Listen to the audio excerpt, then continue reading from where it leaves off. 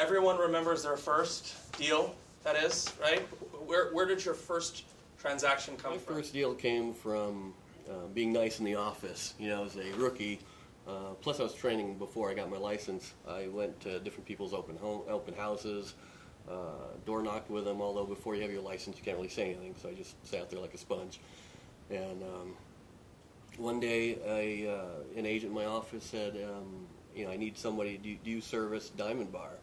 I'm like, well, let me get the map. Of course I do, you know. I mean, so she referred me to this agent that had a listing, or to a seller that had a listing in Diamond Bar, and I took it and worked it and learned a lot. It was kind of crazy, you know. I mean, you learn how to get your license, but you don't learn how to do real estate. It's a little different, you know. I mean, I'm sure you've heard that already. Absolutely. And so, I picked up a listing and learned how to do it. I had a great mentor, you know, at the office, and a lot of different people helped out. I had, at my first open house, I had one of our lenders there. Sorry, it was new money.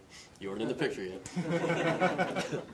But it worked out really well. You know, the house sold in, I think, 17 days. And from that reference, or referral, I've picked up 3 other listings from him. It's amazing. Yeah, it is. It's all through, you know, just be helpful, be there. Don't turn things down. You know, a lot of times in the office right now, there's always an open house. You pick up potential buyers, maybe have a home to sell, but never say no. Facebook. Facebook. Okay, interesting. When I got my license, again, I have to go through a training with Coldwell Banker George. Okay, and it's an intensive training that you're in class. And they do not allow you to go out and do any transaction at all until you pass your 30-day training. Okay, and in that training, we talk about a lot of this new age or social media marketing. Okay, and I didn't have a Facebook at that time. And again, I thought Facebook was just for kids. Okay, so I would talk about that. So I could find, I set one up. Okay. And you know what, weeks and after like a couple of months, you got people adding you adding them, all that kind of stuff. And all of a sudden, I got this message from one of my Facebook friends, which I don't even know, okay, said, you're in the real estate business? I said, yes. Okay, my sister got a condo in Pomona that she wants to sell. I said, sure, I'll be more than happy to help them out. All right, but he said, she's not here. She's in the Philippines. I'm new, so what should I do? Okay, ask around. Okay, you get your answers. Okay, and it's a short sale.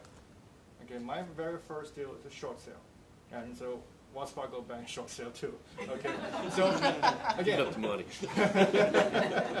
Okay, so I mean, here I am, my very first deal, and I don't even know what to ask for and what to do on a short sale.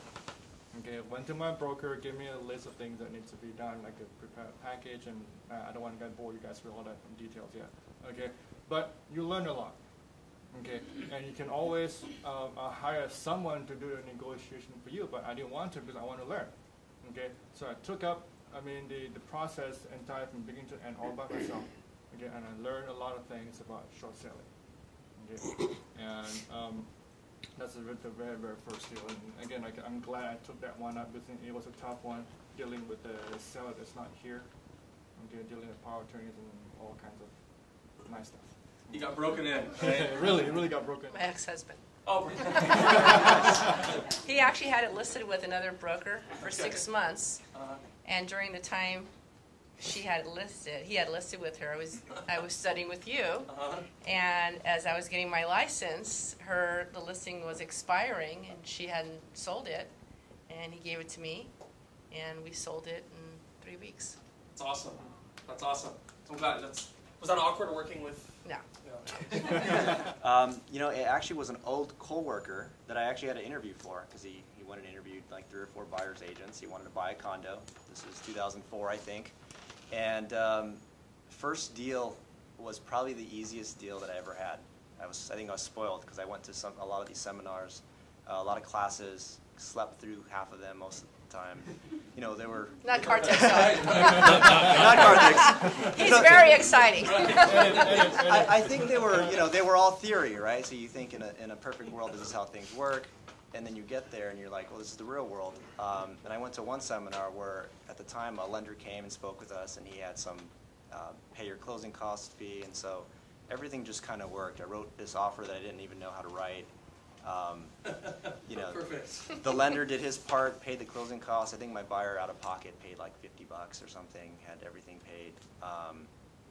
And then I take my commission check from escrow to my broker, and I say, can I cash this, or what do I do with this?